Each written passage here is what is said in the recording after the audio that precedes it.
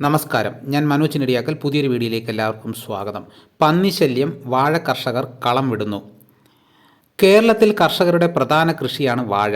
ഭാരിച്ച ചെലവും അധ്വാനവും വരുമെങ്കിലും വിളവെടുക്കുമ്പോൾ ഒന്നിച്ചൊരു സംഖ്യ കയ്യിൽ വരുമെന്ന ആശ്വാസത്തിൽ മാത്രമാണ് കർഷകർ രംഗം വിടാതിരിക്കുന്നത്. കാലവർഷക്കെടുതിയും വിലക്കുറവും എല്ലാ കാലത്തും ഭീഷണിയാവാറുണ്ടെങ്കിലും പുതുതായി വന്ന അതിഥിയാണ് ഇപ്പോൾ ഭീഷണി. വാഴക്കന്ന് കുഴിച്ചിട്ടത് മുതൽ തുടങ്ങുന്ന പന്നികളുടെ ആക്രമണം കർഷകരെ ഏറെ പ്രയാസപ്പെടുത്തുകയാണ്. അവയിൽ നിന്ന് രക്ഷ നേടാൻ കൃഷിയിടത്തിൽ വേലി കെട്ടിയും വല കെട്ടിയും സംരക്ഷിക്കുകയാണ് കർഷകർ. ഇതിന് വലിയ ബാധ്യതയും അധ്വാനവും വരുന്നു. വാഴ വേരോടെ പിഴുതെടുത്ത് അകക്കാമ്പ് ഭക്ഷിക്കുകയാണ് പന്നികൾ. പന്നിയെ കൂടാതെ കുരങ്ങ്, മുള്ളംപന്നി എന്നിവയുടെ ശല്യവും രൂക്ഷമാണ്. കഴിഞ്ഞ വർഷം നിരവധി കർഷകരുടെ പാതി വളർച്ചയെത്തിയ വാഴകൾ വ്യാപകമായി നശിപ്പിച്ചിരുന്നു.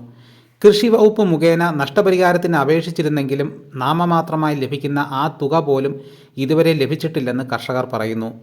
ചേന, ചേമ്പ്, കപ്പ, മധുരക്കിഴങ്ങ്, തെങ്ങിൻ തൈകൾ തുടങ്ങി വീട്ടുവളപ്പിൽ കൃഷി ചെയ്യുന്നവ പോലും കൃഷി ചെയ്യാനാവാതെ കുഴങ്ങുകയാണ് നാട്ടുകാർ. കനത്ത നഷ്ടം സഹിച്ച് നിൽക്കാനാവാതെ കളം വിടാനൊരുങ്ങുകയാണ് കർഷകരിൽ അധികം പേരും.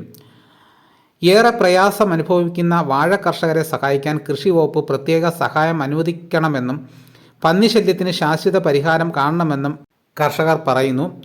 അപ്പോൾ ഇതോടുകൂടി വീഡിയോയുടെ പൂർണ്ണമാകുന്നു. എല്ലാവരും ഒന്ന് ലൈക്ക് സപ്പോർട്ട് ചെയ്യണം. ആദ്യമായിട്ടാണ് ഈ ചാനൽ കാണുന്നതെങ്കിൽ സബ്സ്ക്രൈബ് ചെയ്യാൻ മറക്കരുത്. മറ്റൊരു വീഡിയോയുമായിട്ട് ഉടനെ എത്താം. എല്ലാവർക്കും എൻ്റെ നന്ദി.